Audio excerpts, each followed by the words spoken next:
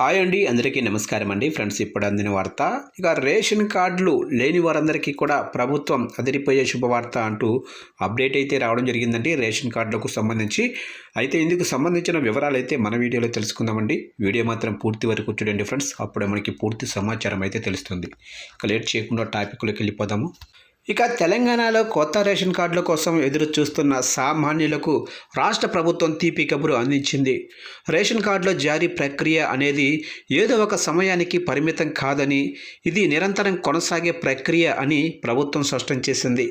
గతంలో కార్డుల కోసం దరఖాస్తు చేసుకునేందుకు గడువు ఉంటుందనే ప్రచారానికి స్వస్తి పలుకుతూ అర్హులైన వారు ఎప్పుడైనా దరఖాస్తు చేసుకోవచ్చని ప్రకటించడం పట్ల పేద వర్గాల్లో హర్షం వ్యక్తమవుతుంది. ప్రభుత్వం తీసుకున్న ఈ నిర్ణయం వల్ల మధ్యవర్తుల ప్రమేయం లేకుండా పారదర్శకంగా కార్డులు పొందే అవకాశం అయితే ఏర్పడింది. ఈ నూతన విధానం ప్రకారం కొత్త రేషన్ కార్డులు కావాలనుకునే వారు లేదా ఇప్పటికే ఉన్న కార్డుల్లో తమ కుటుంబ సభ్యుల పేర్లను చేర్చాలనుకునేవారు సమీపంలోనే మీ సేవా కేంద్రాల ద్వారా దరఖాస్తు చేసుకోవచ్చు. పెళ్ళైన తర్వాత కొత్త పేర్ల చేరిక లేదా పిల్లల పేర్ల నమోదు వంటి పనుల కోసం కార్యాలయాల చుట్టూ తిరగాల్సిన అవసరం అయితే లేకుండా ఆన్లైన్ ప్రక్రియను అందుబాటులోకి తెచ్చారు. గత ఏడాది కాలంలోనే ప్రభుత్వం సుమారు 14.40 లక్షల కొత్త కార్డులను మంజూరు చేయటం గమనార్హం.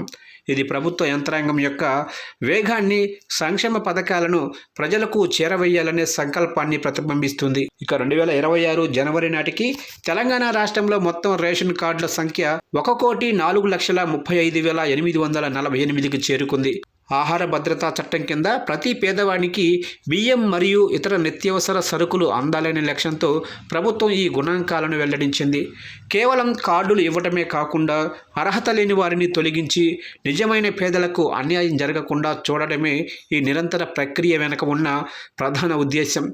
రేషన్ కార్డు కేవలం సరుకుల కోసమే కాకుండా ప్రభుత్వ ఇతర సంక్షేమ పథకాలకు మరియు ఆరోగ్యశ్రీ వంటి వైద్య సదుపాయాలకు ప్రాథమిక ఆధారంగా ఉండటంతో ఈ తాజా ప్రకటన సామాన్యులకు పెద్ద ఊరటనిచ్చింది.